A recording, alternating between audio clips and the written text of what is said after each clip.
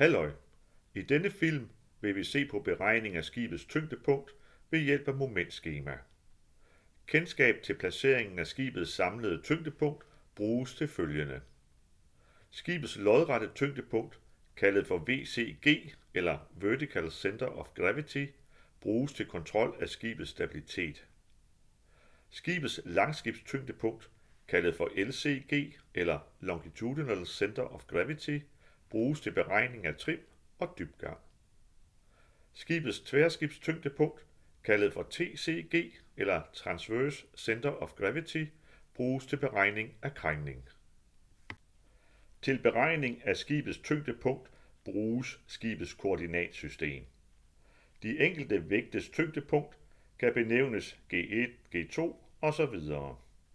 Langskibs kan der regnes fra enten agterste perpendikulær, kaldet AP, eller fra middelspandet, kaldet 0 kryds. I den viste figur regnes der fra AP. Vægtet, der ligger foran AP, har en positiv LCG, og vægtet, der ligger agten for AP, har en negativ LCG. Lodret regnes der fra kølen. Tværskibs regnes der fra diametralplanet. Her kan vægte placeret til styrbord være positive og negative til bagbord, eller omvendt. De oplysninger, der skal bruges til beregning af skibets samlede tyngdepunkt, kan findes i stabilitetsbogen.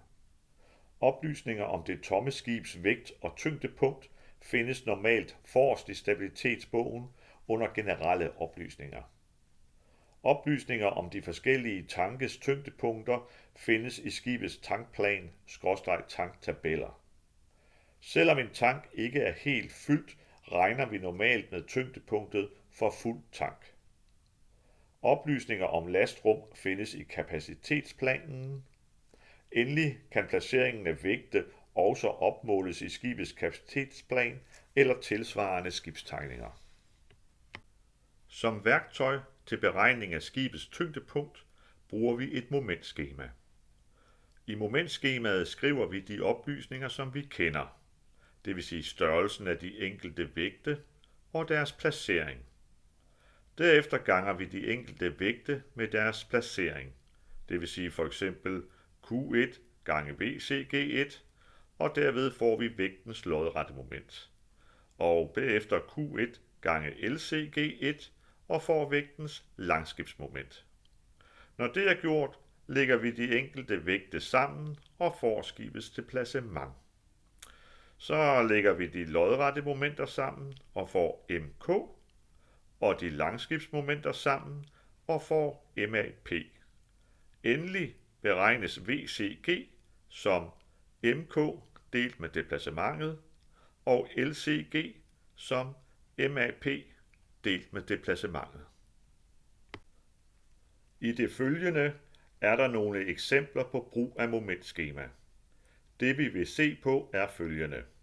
Beregning af det lastede skibs tyngdepunkt. Beregning af det lastede skibs tyngdepunkt efter yderligere lastning eller losning. Beregning af det lastede skibs tyngdepunkt efter vægtflytning. I eksempel 1 vil vi laste 2 vægte i et tomt skib. Forrest i skibets stabilitetsbog kan vi udtage det tomme skibs vægt til 5.250 tons og dets lodrette tyngdepunkt VCG til 5,50 meter og dets vandrette tyngdepunkt LCG til 62,50 meter. De vægte, der skal lastes, er Q1 lig med 300 tons og K2 lig med 250 tons, med de i eksemplet viste tyngdepunkter. Som regel kan man finde de anbragte vægtes tyngdepunkter i kapacitetsplanen, alternativt må de opmåles i kapacitetsplanen.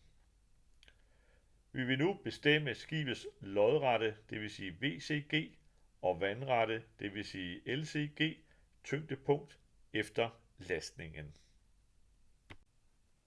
Herefter indsættes skibets vægt og lodrette og vandrette tyngdepunkt i et momentskema, og det samme gøres med de lastede vægtes vægt og lodrette og vandrette tyngdepunkter. Efter at vægtene og de lodrette og vandrette arme er ført ind i momentskemaet, kan vi nu beregne de lodrette og vandrette momenter.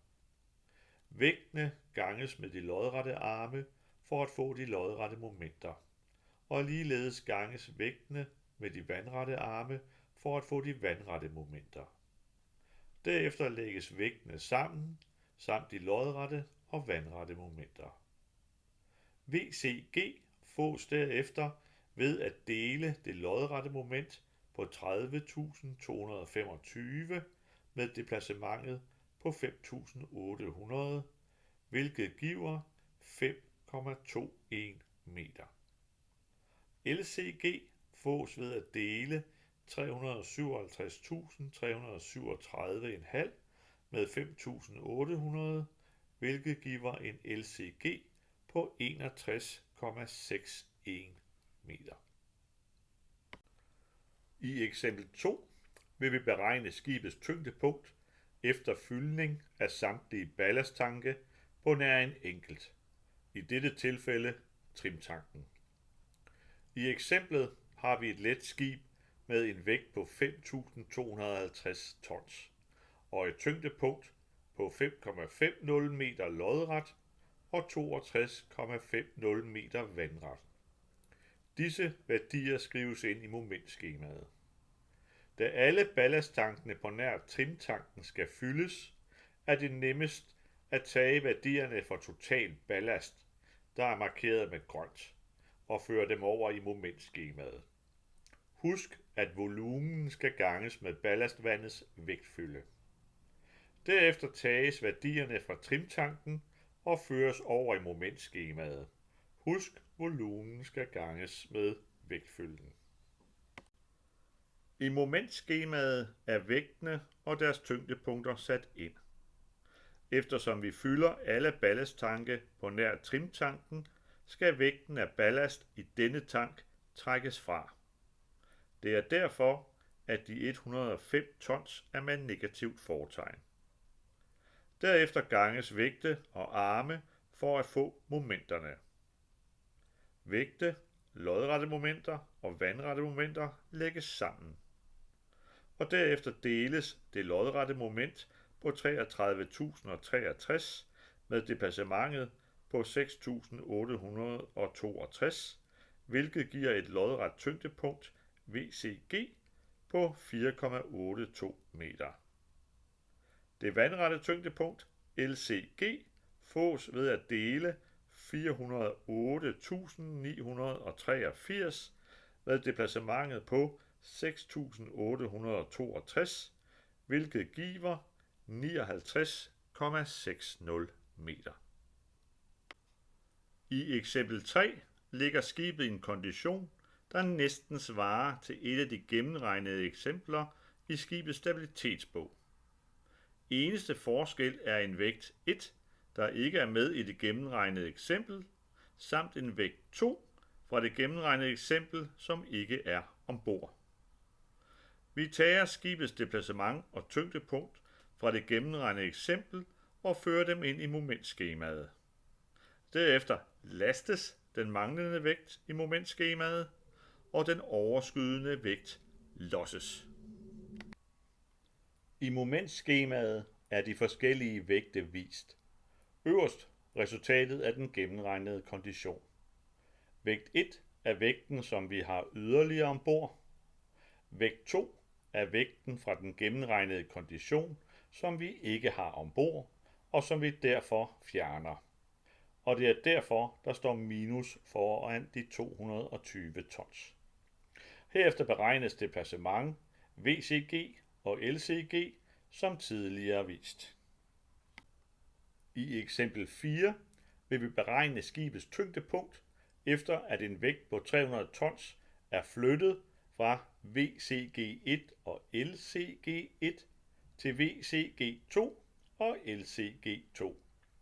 Skibets deplacement og tyngdepunkt fremgår af de viste tal, ligesom tyngdepunktet af vægten før og efter flytningen. I momentskemaets øverste linje skrives skibets deplacement og tyngdepunkt inden vægtflytningen. På næste linje skrives vægten og dens tyngdepunkt inden flytningen. Da vægten flyttes, skrives den med negativt fortegn. Derefter skrives vægten og dens nye tyngdepunkt. Til sidst beregnes momenter og det nye VCG og LCG som tidligere vist.